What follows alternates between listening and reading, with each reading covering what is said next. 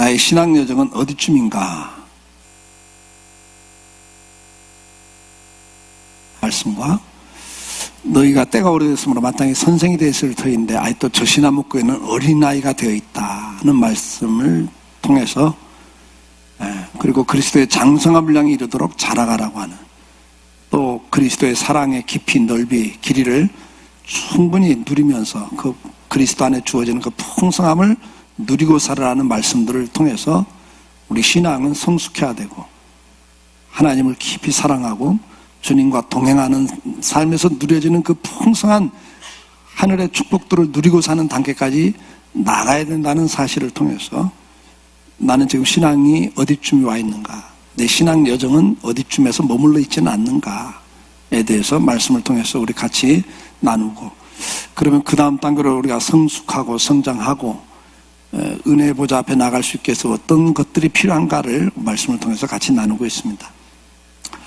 자, 말씀드렸던 것처럼 예수 믿기 전에 우리가 공중의 권세 잡은 마귀를 따르면서 세상 가치관을 가지고 인생을 살고 내가 인생의 주인이 돼서 내 멋대로 내 생각대로 내 마음대로 살던 삶, 그러나 그것은 영원한 지옥 형벌을 피할 수 없는 저주의 진노의 삶이라고 하는 것을 우리는 말씀을 통해 깨닫게 됩니다. 그리고 하나님이 나를 사랑하셔서 우리를 구원하셨고 예수 믿을 수 있는 믿음을 주셨죠. 자, 예수를 믿고 이제는 신앙생활을 합니다. 그러나 이 어린아이 신앙은 자기 생각대로 자기 마음대로 자기 위주로 모든 걸 생각하고 말하는 거나 행동하는 것이 좀 유치하게 신앙생활을 한다고 말씀을 드렸습니다. 그러나 그것은 과정이기 때문에 굉장히 귀한 거고 필요한 것들이죠. 저희가 아이들을 돌볼 때마다 느끼는 거 아닙니까? 그게 얼마나 소중합니까? 얼마나 또 귀합니까? 얼마나 또 우리를 행복하게 해줍니까? 교회 안에 초신자는 그렇게 우리를 행복하게 하는 존재들이죠. 그러나 그대로 머물러서는 안 되기 때문에 그 다음 단계로 전환을 하고 성숙해야 된다. 이제 그것이 이제 분열된 충절의 단계다. 주님을 사랑하고 잘 믿고 헌신하고 싶지만 동시에 아직 내려놓을 수 없는 것들, 포기할 수 없는 것들이 많아 분열된 마음을 가지고 살아가는 단계. 우리는 그 단계를 이제 벗어나야 된다. 그러기 위해서는 성경을 공부하고 또 기도 생활을 좀 더 강화해야 되고, 그리고 동시에 절제와 인내 이런 것들이 훈련이 필요하다 하는 것을 말씀을 드렸습니다. 자, 이런 단계를 지나면서 이 두 마음을 품고 살다가 드디어 결단을 하죠. 자, 나는 이제 하나님 백성이야. 그래서 하나님 백성답게 살아야 되겠다. 내가 주님의 사람으로 남은 인생을 살아가야 되겠다. 그렇게 결단하고 이제 믿음의 삶을 본격적으로 살아가는 단계가 3단계입니다. 제자가 되는 단계죠. 제자라고 하는 것은 온전히 이제 주님을 따르겠다고 하는 단계입니다. 마태복음 8장 21절, 22절에 보면 예수님께서 이런 말씀을 합니다. 같이 읽어볼까요? 제자 중에 또 한 사람이 이르되 주여 내가 먼저 가서 내 아버지를 장사하게 허락하옵소서. 예수께서 이르시되 죽은 자들이 그들의 죽은 자들을 장사하게 하고 너는 나를 따르라 하시니라. 이게 제자가 얼마나 이게 참 이해가 안 될 정도의 지금 주님 말씀을 하는 거예요. 아버지가 돌아가셔서 제자 가운데 하나가 나 아버지 장사 치르고 오겠습니다. 장례를 치르고 오겠습니다. 하니까 야, 죽은 사람은 죽은 사람들이 장례를 치르고 너는 나를 따라 이래버린단 말이에요. 제자라는 게 뭐냐? 세상에 그 어떤 것보다도 주님을 따르는 게 우선이다. 예수 그리스도가 내 인생의 주인이시다. 그래서 그분의 말씀을 따르는 것이 가장 우선순위다. 이것을 결정한 사람들이에요. 이게 3단계입니다. 이게 제자 되는 단계입니다. 제가 볼 때 한국교회가 상당수 성도들이 2단계에 머물러 있습니다. 2단계에서 20년, 30년 신앙생활 해버립니다. 양다리를 걸치고 신앙생활 하면서 세상적인 건 그대로 갖고 살아가는 모습들이 저는 상당히 많다고 봐요. 그러나 동시에 한국교회 상당수가 또 3단계까지 갑니다.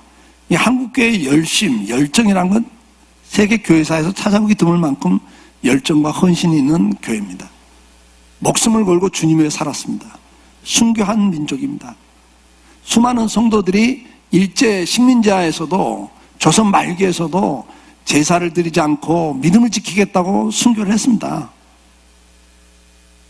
신사 참배를 하지 않겠다고, 우상 앞에 절하지 않겠다고, 일본의 신사 천황을 섬기지 않겠다고, 신앙을 지키겠다고, 나는 하나님 백성답게 살다 가겠다고, 그러다가 수많은 사람이 투옥이 되고 매를 맞고 죽임을 당했습니다. 그게 이제 3단계예요.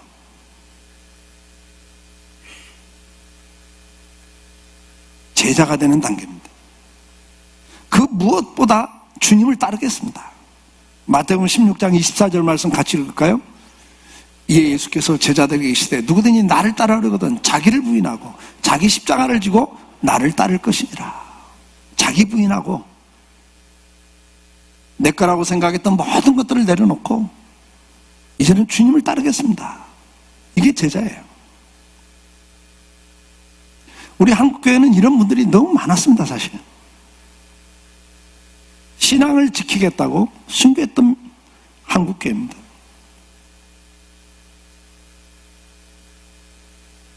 제자는 누굽니까? 예수님이 나의 구주라는 걸 고백하고 나는 이제 그의 사람으로서 그의 백성으로서 살아가겠습니다를 결단하고 그대로 사는 사람들입니다. 예수 그리스도를 구주로 영접하고 이제는 나의 인생의 주인을 그분으로 인정하고 남은 인생을 그분 위에 살겠다, 이렇게 결단하는 자들입니다. 로마서 12장 1절 2절 말씀 같이 읽습니다. 그러므로 형제들아 내가 하나님의 모든 자비하심으로 너희를 권하니 너희 몸을 하나님이 기뻐하시는 거룩한 산 제물로 드리라. 이는 너희가 드릴 영적 예배니라. 너희는 이 세대를 본받지 말고 오직 마음을 새롭게 함으로 변화를 받아 하나님의 선하시고 기뻐하시고 온전하신 뜻이 무엇인지 분별하도록 하라. 우리 몸을 온전하게 주님 앞에 드리는, 내 인생을 주님 앞에 드리는, 그래서 이제부터는 이 세대를 본받지 않고 내가 변화를 받아서 이제는 정말 하나님이 선하신, 하나님이 기뻐하시는, 하나님이 온전하다고 하는 뜻이 뭔가 그걸 분별하고 그걸 위해 살아가겠습니다. 양다리를 걸치고 살던, 갈등하고 살던 삶에서 이제는 주님의 자녀로서 남은 생애를 살아가 보겠습니다, 이렇게 결단하고 그대로 삶을 시작하는 사람들입니다. 이런 사람들을 사도행전 11장 26절에서는 이렇게 기록을 합니다. 만남에 안디옥에 데리고 와서 둘이 교회에 1년간 모여 있어 큰 무리를 가르쳤고 제자들이 안디옥에서 비로소 그리스도인이라 일컬음을 받게 되었더라. 그리스도인이라 일컬음을 받게 됩니다. 무슨 말입니까? 저 사람들은 주인이 예수 그리스도야. 뭐 우리가 뭐라고 해도 주님을 섬기고 사는 사람들이야. 그러다 보니까 어떤 일이 생기겠습니까? 나는 이제 주님의 뜻대로 살겠습니다. 주님의 법을 따르겠습니다. 그러다 보니까 이제는 주의를 지키고 11조 생활을 시작하고 기도 생활을 시작하고 성경 공부를 더 체계적으로 공부를 하고, 그러다 보니까 어떻게 돼요? 가정에서부터 직장에서부터 주변 사람들부터 눈에 띄는 사람이 됩니다. 그전에는 교회를 다닌지 만지를 몰라요. 뭐 그냥 교회 다닌가 보다. 아니 교회 다니지도 몰라. 직장 동료들은 왜? 말하고 행동이 뭐 똑같으니까 자기들하고. 근데 언젠가부터 사람이 바뀌더니 이제는 결단하고 주의를 지키겠다고 회사에서 불이익을 당하면서도 주의를 지키겠다고 나간단 말이에요. 가정에서도 그런 일들이 생기죠. 그러다 보니까 반응이 어떤 반응이 나오겠어요? 반발이 나오죠. 오늘 우리는 어떤 삶을 사는 사람들입니까? 고린도서 6장 16절 말씀해 보면 같이 읽어볼까요? 하나님의 성전과 우상이 어찌 일치가 되리요? 우리는 살아계신 하나님의 성전이라. 이와 같이 하나님께서 이르시되 내가 그들 가운데 거하며 두루 행하여 나는 그들의 하나님이 되고 그들은 나의 백성이 되리라. 우리는 이미 성령이 와 계시는 거룩한 성전이라는 거예요. 근데 어떻게 우상을 같이 섬길 수 있냐? 이 고린도서에서는 이 우상을 이야기할 때 정욕 이런 것도 같이 이야기를 하잖아요. 그전에는 내가 창기와 함께 쾌락을 즐겼지만 내가 이제 성령이 거하신데 어떻게 내가 술에 취하고 여자를 탐하고 남자를 탐하고 쾌락을 추구할 수 있겠는가? 그럴 수 없다는 거예요. 이제는 주님이 내 안에서 거하신단 말이에요. 하나님이 이르시되 내가 그들 가운데 거하며 그랬어요. 아멘. 이제 하나님이 내 안에 거하시고 내 안에서 행하신다고요. 그래서 우리한테 뭐라고? 너는 내 백성이다. 이제는 이게 신분의식, 자기가 누군가. 고린도후서 7장 1절 말씀. 그런즉 사랑하는 자들아, 이 약속을 가진 우리는 하나님을 두려워하는 가운데서 거룩함을 온전히 이루어 육과 영의 온갖 더러운 것에서 자신을 깨끗하게 하자. 주님의 자녀로 살아가기 위해, 믿음 안에 살기 위해 이제 결단하는 거예요. 그러다 보니까 당연히 핍박이 오기 시작합니다. 불이익이 오기 시작합니다. 이게 이제 3단계 성도의 삶의 특징이에요. 사도행전 14장 22절, 그래서 이렇게 제자들에게 권면합니다. 제자들의 마음을 굳게 하여 이 믿음에 머물러 있으라 권하고, 또 우리가 하나님의 나라에 들어가려면 많은 환난을 겪어야 할 것이니라. 내가 이 땅에 사는 동안에 세상의 법을 따르지 않고 하나님의 법을 따른다고 그랬잖아요. 충돌이 일어나니까 이제부터는 본격적으로 핍박이 시작되고 공격적인 반응들이 나오고,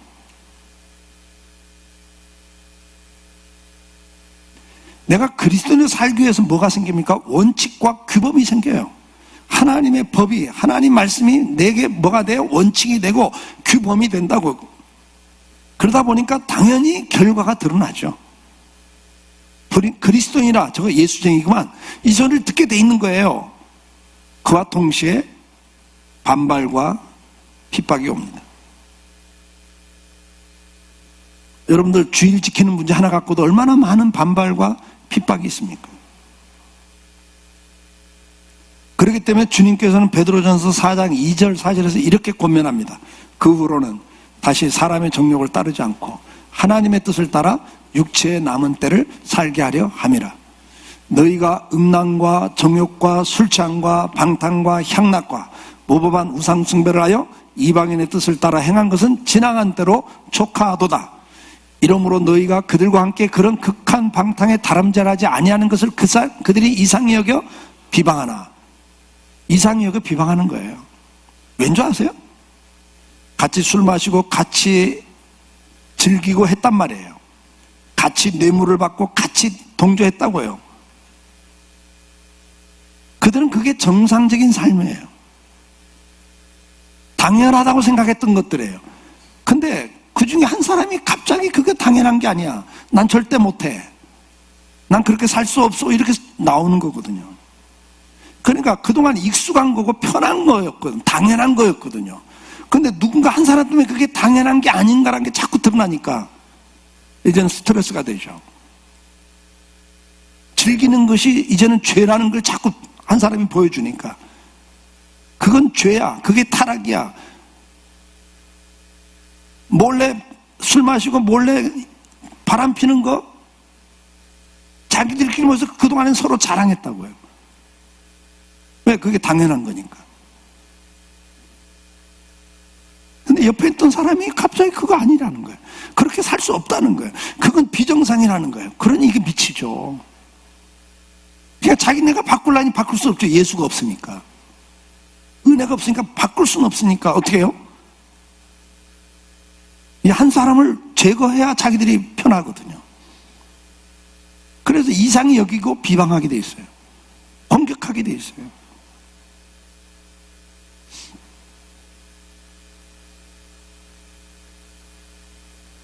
이제 이 3단계 제자된 삶은 이런 삶을 사는 겁니다.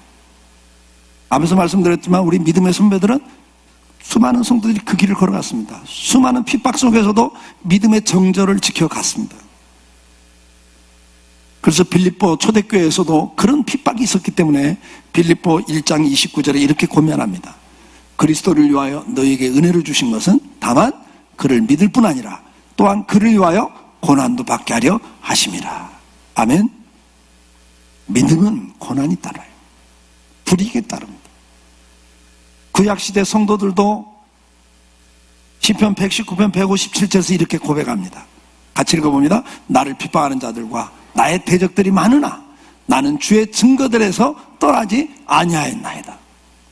나를 핍박하는 자들, 나를 대적하는 자들이 너무 많습니다. 그러나 나는 주의 말씀을 붙잡고 거기서 떠나지 않았습니다. 믿음 안에 살았습니다. 이런 고백을 하고 있단 말이죠. 오늘도 저와 여러분들이 이 고백하는 자로 나갈 수 있기를 주의 이름으로 축복합니다.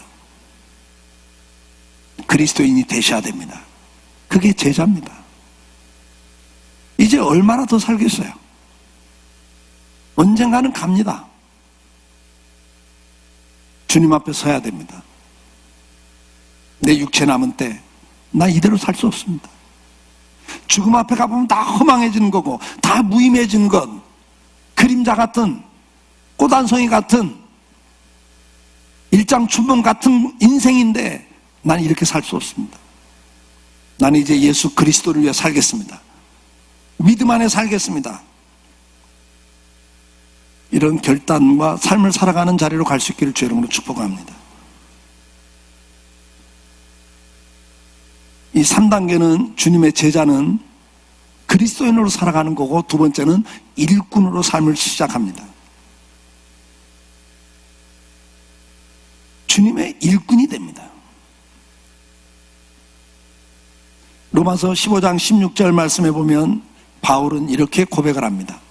같이 읽으세요. 이 은혜는 곧 나로 이방인을 위하여 그리스도 예수의 일꾼이 되어 하나님의 복음의 제사장 직분을 하게 하사 이방인을 제물로 드리는 것이 성령 안에서 거룩하게 되어 받으실 만한 하게 하려 하심이라. 바울이 뭐라고 고백합니까? 나를 구원해 주신 것은 나로 이방인을 위하여 그리스도 예수의 일꾼이 되도록 하기 위함이었다. 그리스도의 일꾼이 되는 것이 제자입니다. 나를 위해 사는 사람이 아닙니다. 신앙생활도 내 중심으로 하는 게 아닙니다. 내가 은혜를 얼마나 받냐, 교회에서 나를 얼마나 알아주고 얼마나 인정해 주냐가 아닙니다. 내가 하나님의 일꾼이 되는 것이 3단계입니다. 로마서 16장 1절에 보면 같이 읽어볼까요? 내가 갱그리아 교회 일꾼으로 있는 우리 자매 베베를 너희에게 추천하노니. 베베 여자분입니다. 자매니까. 근데 그리스도의 교회의 일꾼이라고 그랬어요. 바울은 내가 그리스도의 일꾼이라고 그러는데 여기 베베는 교회의 일꾼이라고 그래요. 골로새서 1장 7절 말씀 같이 봅니다. 이와 같이 우리와 함께 종된 사랑하는 에바브로에게 너희가 배웠나니 그는 너희를 위한 그리스도의 신실한 일꾼이요 그랬어요. 그러니까 그리스도의 일꾼인데 그 일이 뭐냐니까 교회를 섬기는 거라고, 성도를 섬기는 거예요. 일꾼이라고 그랬어요. 골로새 4장 7절 말씀 같이 봅니다. 두기고가 내 사정을 너희에게 알주리니 그는 사랑받는 형제요 신실한 일꾼이요 주 안에서 함께 종이 된 자니라. 주님의 종이 되는 거죠. 제자가 되는 거예요. 근데 그건 뭐냐? 일꾼이 되는 겁니다, 여러분. 데살로니가전서 3장 2절 말씀 같이 읽습니다. 우리 형제 곧 그리스도의 복음을 전하는 하나님의 일꾼인 디모데를 보내노니 이는 너희를 굳건하게 하고 너희 믿음에 대하여 위로함으로. 일꾼들이 계속 거명되고 있습니다. 그래서 주님은 우리에게 말씀을 합니다. 로마서 12장 11절 말씀, 부지런하여 게으르지 말고 열심을 품고 주를 섬기라. 주님을 열심을 품고 섬기는 일꾼이 되라고 우리에게 권면하고 있습니다. 베드로전서 4장 7절 10절 말씀 같이 읽습니다. 만물의 마지막이 가까웠으니 그러므로 너희는 정신을 차리고 근신하여 기도하라. 무엇보다 뜨겁게 서로 사랑할지니 사랑은 허다한 죄를 덮느니라. 서로 대접하기를 원망 없이 하고 각각 은사를 받은 대로 하나님의 여러 가지 은혜를 맡은 선한 청지기 같이 서로 봉사하라. 자, 주님의 제자된 사람들은 깨닫는 게 뭔지 아세요? 하나님이 나에게 생명과 시간과 재능과 물질을 주신 것은 나를 위해 준 게 아니라 청지기로 나한테 맡기신 거다. 하나님을 사랑하고 잘 섬기고 이웃을 사랑하고 잘 섬기라고 봉사라고 주신 거다. 이게 대통령이 돼도 이것은 봉사라고 맡기신 거다. 하나님이 자기 권력이 아니에요, 여러분. 어떤 자리에 있든 하나님이 나에게 생명과 건강과 재능과 시간을 주신 것은 다 뭐예요? 봉사라고 맡긴 거다. 청직이다. 나는 일꾼이다 그 말이죠. 관리인이다 그 말이죠. 제자된 성도들의 특징은 열심히 일꾼이 되어 봉사하는 겁니다. 여러분들이 어린아이가 되어 일감이 되지 마시고 장성한 자가 일꾼이 되기를 주의 이름으로 축복합니다. 제가 옛날에도 설교했습니다마는 옆에 있는 분에게 한번 질문하세요. 일꾼이세요? 일감이세요? 여러분 둘 중에 하나예요. 교회에서는 일꾼이 아니면 일감입니다. 다 그 사람 때문에 누군가 수정을 들어야 되고 수고해야 되고 비율을 맞춰야 되고 애를 써야 되잖아요. 질문을 항상 하셔야 돼요. 나는 지금 어린아이 수준 일감인가?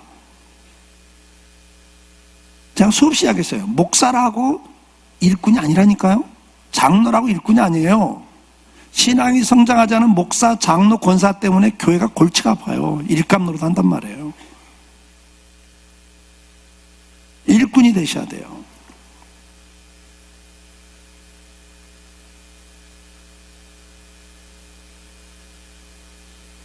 주님은 우리에게 말씀을 합니다.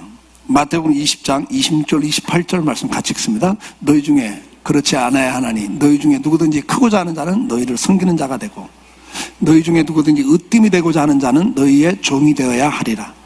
인자가 온 것은 섬김을 받으려 함이 아니라 도리어 섬기려 하고 자기 목숨을 많은 사람의 대속물로 주려 함이니라. 예수님의 제자들이 계속 자기들끼리 누가 수제자냐, 누가 실세냐, 누가 측근이냐, 예수님의 측근이냐 갖고 싸우거든요. 그때 주님이 말씀하는 거예요. 야, 나도 섬기러 왔어. 너도 섬기라고 세운 직분이야, 제자는. 지금 그 말씀을 하는 거예요. 진정한 주님의 제자가 되는 것은 섬기는 겁니다. 예수님을 기쁘게 하며 그 나라 확장을 위한 사역을 하면서 예수님의 주되심을 더욱 붙들게 됩니다. 하나님 나라를 위하여 일을 하고 배우고 그래서 그 과정에서 성령의 열매들이 맺혀지면서 그리스도의 제자가 되는 겁니다. 자, 그러면 중요한 건 뭐예요? 우리가 3단계로 나가야 된다는 겁니다. 여러분들이 계속 두 다리, 양다리를 거치고 두 마음을 품고 계속 갈등하면서 신앙생활 하지 말고 이제는 정말 내 인생의 주인은 예수 그리스도다. 내 남은 인생은 그분 위해 살아가겠다.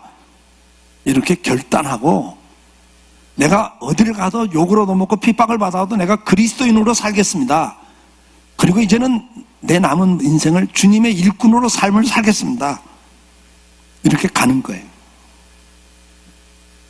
자, 이렇게 해서 결단하고 그리스도인으로서 신앙 양심을 지키고 교회에서나 사회에서나 봉사자로서 일꾼으로서 열심히 섬길 때 마귀는 또 어떻게 접근하는가?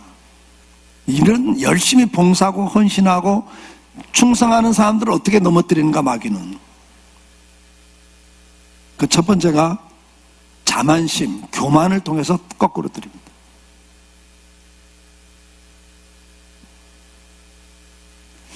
우리가 열심히 일꾼이 되어 봉사하다 보면 확보된 질서와 통제권이 있습니다. 무슨 말이냐면 열심히 하다 보니까 장로도 되고 권사도 되고 집사도 되고 부장도 되고 교회 안에 열심히 봉사하고 일꾼이 되다 보니까 어떤 포지션이 생겨요. 교회 질서 안에 어떤 자리가 생겨지고 거기에서 영향력이 나오고 통제권이 나옵니다. 장로가 갖는 권한, 또 권사들이 갖는 교회 안에서의 어떤 그런 권한들이 있잖아요. 부장이 갖는 권한이 있고. 그러니까 열심히 하다 보니까 생기는 것이 뭐예요? 확보된 질서와 통제권이에요. 사람들의 인정과 그 결과 영향력을 갖게 됩니다. 어떤 직분을 갖게 되고 열심히 하다 보니까 어떻게 돼요? 봉사하다 보니까 지위와 발언권이 강화됩니다. 그리고 조직이 만들어지고 그 조직 속에 자기 나름대로의 자리가 생깁니다. 그러면서 마귀는 그걸 이용해요. 그걸 이용해서 어떻게 해요? 우리를 교만하게 만들어요. 자만하게 만들어요. 그래서 결국은 어떻게 합니까? 그 권리를 행사하려고 합니다. 그걸 유지하려고 합니다. 그래서 결국은 어떤 결과들이 나오냐? 사사기 8장 1절에 에브라임 지파처럼 변절이 돼요. 같이 읽어볼까요? 에브라임 사람들이 기본에게 이르되 내가 미디안과 싸우러 갈 때 우리를 부르지 아니하였으니 우리를 이같이 대접하면 어찌 됨이냐고 그와 크게 다투는지라. 에브라임 지파는 장자 지파인데 항상 앞장을 서야 되는데, 여러분 잘 알다시피 사사시대 때, 여호사 시대 때 앞장을 서다가 중간에 물러나거든요. 뒤에 나옵니다. 다른 사람들이 이제 앞장서서 일하는 거예요. 그런데도 계속 자기들이 장자라는 거예요. 그래서 우리하고 상의도 안 하고 네가 왜 맘대로 해? 나를 왜 배제시켜? 우리를 왜 배제시켰어? 내가 모르게 왜 일이 돼? 이러면서 대접과 권리를 주장하는 자가 돼버려요. 이게 마귀의 전략이에요. 이게 섭섭한 마음을 주죠. 무시당했다는 느낌을 갖게 하죠. 내가 그동안 이 교회에서 한 게 얼만데, 내가 지금 그리고 이 교회에서 어떤 포지션을 갖고 있는데 왜 내가 소외돼? 왜 내가 몰라야 돼? 왜 나도 모르게 일이 돼? 근데 모르고 되는 것도 아니에요. 참여도 안 해놓고 하는 소리예요 지금. 알면서도 부담되니까 참여는 안 해놓고 권리 주장만 하고 대접받기를 요구하는 자리에 가버려요. 사사기 12장 1절에 가보면 이 에브라임 지파가 이번에도 똑같은 일을 또 하죠. 같이 읽어볼까요? 에브라임 사람들이 모여 북쪽으로 가서 입다에게 이르되 네가 암몬 자손과 싸우러 건너갈 때 어찌하여 우리를 불러 너와 함께 가게 하지 아니하였느냐? 우리가 반드시 너와 내 집을 불사리리라. 이렇게 무서운 말까지 해요. 앞에서는 크게 다퉜다 그랬어요. 교회 분열을 일으킵니다. 자기 권리와 포지션 때문에 분열을 일으켜요. 교회 암적 요소로 전락을 해버리죠. 대접받기를 요구하고 권리를 주장합니다. 그래서 점점 자기들의 포지션을 강화시켜가요. 제가 우리 당회에서도 항상 하는 이야기입니다만, 제발 당회가 주인 노릇하면 큰일 납니다. 근데 하다 보면 그렇게 돼요. 예.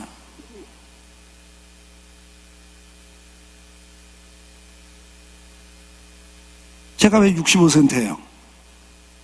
개척한 목사로서 잘못하면 주인 노릇 하거든요. 기득권을 유지하고 싶은 마음이 왜 없어요? 강성교회 담임 목사가 누리는 게 얼마나 많은데 누리려면. 저도 멘붕이 올 것 같아요, 은퇴하고 나면. 그래도 결단하는 거예요. 교회 유익을 위해서 살아야 한다. 내 유익은 70까지 가는 거죠. 정년까지 가야죠. 1년을 일을 더하면 얼마나 큰 유익이 있는데. 그러나 교회를 위해서라면 빨리 세대교체 해주는 게 좋다.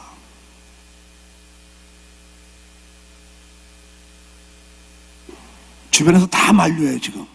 제 주변의 목사님들은 다 만류합니다. 법대로 해라고. 이 목사가 은퇴하는 순간 후회할 거라고. 저도 알아요. 멘붕이 오더라 소리를 해요. 70에 은퇴한데도 멘붕이 오더라 소리를 해요 목사님들이. 저도 그거 알아요. 그러나 그게 중요한 게 아니라고 저는 봐요. 내가 뭔가 여기서 대접받겠다, 내 권리가 여기 있다고 생각하는 순간 끝장나는 게 하나님 앞에서는. 에브라임 지파가 그 다음에 어떻게 됩니까? 12장에 입다한테 가서 따지다가 싸우다가 입다한테 48,000명이 그날 죽습니다, 여러분. 성경 그걸 기록해. 하나님이 얼마나 그걸 싫어하는가. 자기 자리 지키겠다고 자기 권리 주장하다가 몇 번은 봐주지만 끝내는 칼을 드신다고 하나님은. 왜요? 교회 질서를 어지럽히는 거거든요. 하나님이 주인이신데. 마귀는 이렇게 무서운 존재예요, 여러분. 그걸 또 교묘하게 이용해서 너 무시당하면 안 되잖아. 네가 모르게 일이 되면 안 되잖아. 목사님 저한테도 그런 마음은 계속 있습니다, 여러분.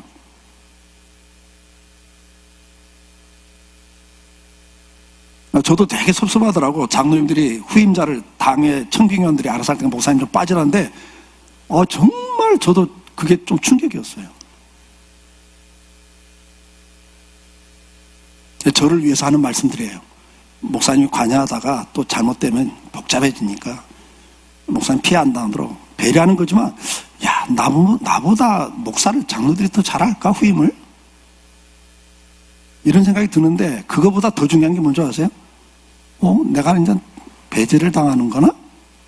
이 생각이 딱 드는데 너무 힘들더라고요. 그게 사람이에요.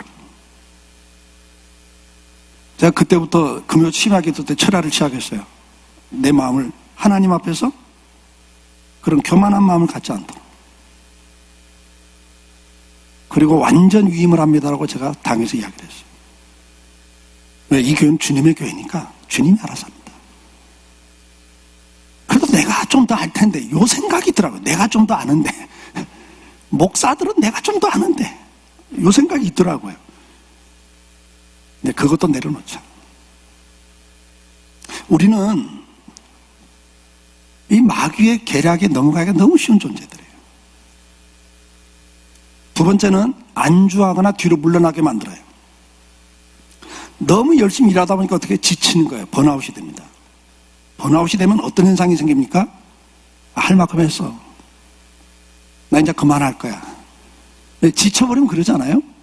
뭐든지 권태롭고 귀찮고 이제 부담스럽고 그런 자리에 갈 수가 있습니다. 시편 78장 9절에 에브라임 지파 이야기가 나오죠. 같이 읽어볼까요? 에브라임 자손은 무기를 갖추며 활을 가졌으나 전쟁의 날에 물러갔도다. 물러가는 거예요. 이제 너희들이 해. 난 할 만큼 했다. 근데 할 만큼이 어디 있어요? 죽는 날까지 충성하라고 그랬는데. 근데 마귀는요, 야, 너 그 정도면 충분히 했어. 할 만큼 했다. 이젠 뒤로 빠져. 정말 어느 때는 위해주는 마음 같지만 그렇잖아요. 마귀는 그런 걸 통해서 우리를 어떻게 해요? 주저앉혀버리는 거예요. 자, 그러면 이 마귀의 전략은 하나는 교만, 하나는 침체, 번아웃 시키는 거죠. 여러분들이 3단계에 머물러 있으면 안 돼요. 일꾼으로 남으면 일꾼이에요. 근데 주님은 여러분들에게 뭘 원하시냐? 일꾼으로 남아있질 않기를 원해요. 이제는 일꾼이면서 동시에 뭐예요? 주님과 깊은 사랑의 교제 속에 주님과 동행하는 자가 되길 원하세요. 그게 이제 4단계로 넘어가는 거예요. 많은 사람들이 왜 이렇게 일꾼으로 머물러 버리고 지쳐버리는가? 그 은혜의 단계, 그 사랑의 깊이와 넓이, 그 풍성한 하나님이 주신 은혜를 누리지 못하기 때문에 번아웃 되는 거거든요. 4단계로 넘어가셔야 돼요.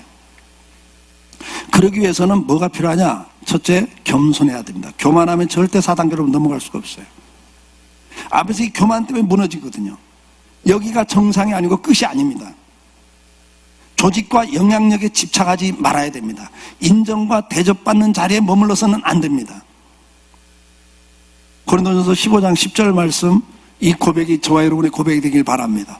그러나 내가 나된 것은 하나님의 은혜로 된 것이니 내게 주신 그의 은혜가 헛되지 아니하여 내가 모든 사도보다 더 많이 수고하였으나 내가 한 것이 아니요 오직 나와 함께 하신 하나님의 은혜로다. 이 고백을 할 수 있길 축복해요. 네. 저나 여러분이 다 이 고백을 하는 자리에 가야 됩니다. 나의 나된 건 주님의 은혜였습니다. 내가 이렇게 수고할 수 있고 일할 수 있었던 것도 주님의 은혜였습니다. 그랬기 때문에 겸손하죠. 그래야 그 다음 단계 갈 수가 있습니다. 두 번째는 기도 생활의 변화가 있어야 됩니다. 지금까지는 구하는 기도입니다. 일꾼으로서 일하기 위해서도 구하는 기도가 많습니다. 그러나 이제는 구하는 기도 대신에 하나님의 마음에 귀를 기울이는 기도가 필요합니다. 지금 주님이 나한테 원하시는 게 뭘까? 그래서 막 구하는 기도가 많은 자리에서 이제는 그건 점점 줄고 이제는 더 많은 기도 시간에 더 많은 부분이 응답을 기다리는 기도. 그래서 침묵 기도라든지 묵상 기도가 더 많아지는 거예요. 그분의 임재와 구체적인 인도하심을 깨달을 수 있는 단계로 나가야 됩니다. 기도와 사역에 있어서 자기 노력에 의지하는 것을 중단하고 하나님께 더욱 응답하도록 하나님에게 맡기는, 일도 중요하지만 관계가 더 중요하다는 것을 인식하고 주님과 관계를 더 깊이 가지려고, 에녹과 노아의 인생을 한마디로 주님과 동행하였더라, 그렇게 기록해요. 동행하는 삶. 이제는 열심히 일하고 충성하는 자리에서 이제는 그 충성 속에 일꾼됨 속에서 그 다음 단계, 계속 일꾼이지만 제자지만 제자로 끝나는 게 아니라 주님과 연인 관계, 종으로 열심히 일하는 일꾼이 아니라 이제는 주님의 자녀로서 신부로서 그 사랑을 누리고 사는 단계, 여기서 4단계로 전환이 되시기 위해서는 기도 생활의 변화가 있어야 되고, 세 번째, 영적 훈련이 필요해요. 지속적인 성경 공부와 기도 훈련이 필요하고, 그리고 이제 경건서적 등을 좀 읽으셔야 됩니다. 우리 믿음의 선배들이 그 은혜의 강으로 들어가기 위해서, 하나님과 동행하기 위해서 어떤 삶을 살았는지, 어떻게 했는지를 책들을 통해서 배우셔야 돼요. 배움이 필요합니다. 예를 들면 토마스 아킨페스의 그리스도를 본받아, 이런 고전들을 좀 읽을 필요가 있습니다. 여러 책들이 많이 있어요. 그런 것들을 좀 읽으시면서 우리 믿음의 선배들이 어떻게 살았는지, 그들이 어떤 걸 추구했는지, 그리고 그 과정에서 어떤 일들이 있었는지를 보고 배워야 되겠죠. 마지막으로는 멘토가 필요합니다. 자, 결론은 우리 신앙이 열심을 붓고 주를 섬기는 단계에 나가야 됩니다. 일꾼이 되셔야 됩니다. 여러분, 일감이 아니라 일꾼이 되셔야 되고, 어린아이가 아니라 이제는 장성한 자가 돼서 그리스도인으로서 삶을 살아가셔야 됩니다. 결단하고 고난을 당하면서도 믿음을 지키는 것이 필요합니다. 그리고 이제 하나님 나라를 위하여 일하는 하나님의 일꾼이 되셔야 됩니다. 그게 영광입니다. 그게 축복입니다. 그러나 그 단계에 머무를 수 있도록 마귀는 우리에게 교만과 자만심, 아니면 번아웃 되면서 포기하게 만드는, 주저앉히는 일들을 한다는 것 기억하시고, 그래서 우리가 그 다음 단계에 나가기 위해서 겸손과 더 깊은 교제를 추구하는 신앙 경건 훈련이 필요하다는 것, 이런 것들을 좀 같이 품고 여러분들이 앞으로 나가셔서 하나님의 사랑의 깊이를 깨닫고 누리고 사는 단계, 그분과 깊은 교제를 통해 그리스도의 풍성한 은혜와 충만한 사랑을 맛보고 누리고 사는 단계 나갈 수 있기를 주의 이름으로 축복합니다. 기도하겠습니다. 사랑하는 성도 여러분,